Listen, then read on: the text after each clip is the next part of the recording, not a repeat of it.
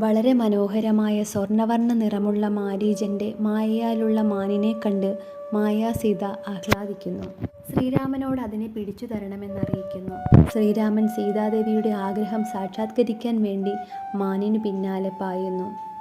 പോകുമ്പോൾ ശ്രീരാമൻ ലക്ഷ്മണനോട് പറയുന്നുണ്ട് ജാനകിയെ നോക്കിക്കൊള്ളണമെന്ന്. എന്തുതന്നെ വന്നാലും താൻ വരും വരെ ലക്ഷ്മണൻ എങ്ങും പോകരുതെന്നും പറഞ്ഞിട്ടാണ് ശ്രീരാമൻ പോകുന്നത്. ഏറെ നേരത്തെ അലച്ചിലിനൊടുവിൽ മാനിനെ അമ്പെയ്തെങ്കിലും വീഴ്ത്തണമെന്ന് ശ്രീരാമൻ ആഗ്രഹിക്കുന്നു. ലക്ഷ്മണ രക്ഷിക്കൂ എന്നുള്ള ശ്രീരാമൻ്റേതുപോലെയുള്ള അലർച്ച കേട്ട് സീതാദേവി ഭയക്കുന്നു.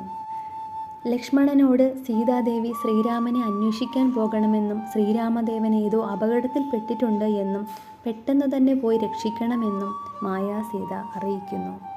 എന്നാൽ അതേതോ രാക്ഷസനായിരിക്കുമെന്നും തൻ്റെ ജ്യേഷ്ഠൻ ഒരിക്കലും ഒരു അപകടത്തിൽ ചെന്ന് പെടുകയില്ല എന്നും അഥവാ അപകടത്തിൽപ്പെട്ടാൽ പോലും ഇത്രയും ഉറക്കെ അലമുറയിടുകയില്ല എന്നും ലക്ഷ്മണൻ പറയുന്നു. തൻ്റെ ഭർത്താവിനേതോ അപകടം പിണഞ്ഞിട്ടുണ്ടെന്നുള്ള ധാരണയിൽ മായാസീത ലക്ഷ്മണനെ കടുത്ത ഭാഷയിൽ വിമർശിക്കുന്നുണ്ട്. ജ്യേഷ്ഠന് അപകടം പിണഞ്ഞതറിഞ്ഞ് അന്വേഷിച്ചു പോകാത്തത് തന്നെ സ്വന്തമാക്കി അയോധ്യയിലേക്ക് മടങ്ങാൻ വേണ്ടിയാണെന്നും ഭരതനും ലക്ഷ്മണനും തമ്മിലുള്ള ഒത്തുകളിയാണിതെന്നും ഒക്കെ പറയുമ്പോൾ ലക്ഷ്മണൻ ഇരു ചെവികളും പൊത്തി നിലത്തിരിക്കുന്നുണ്ട്. ഇത് കേട്ടുകൊണ്ട് ലക്ഷ്മണൻ മായാസീതയോട് നിനക്ക് നാശം അടുത്തിരിക്കുന്നു എന്നാണ് പറയുന്നത്.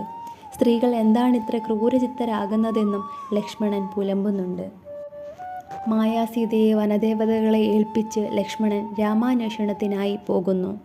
നമ്മൾ കേട്ടു ശീലിച്ച ഒരു ലക്ഷ്മണരേഖയുണ്ട്. അത് രാമായണത്തിലില്ല. അതിനെപ്പറ്റി നിരവധി കഥകൾ പറഞ്ഞു കേൾക്കുന്നുണ്ട്. വിശദമായി മറ്റൊരവസരത്തിൽ പറയാം. കിളിമൊഴി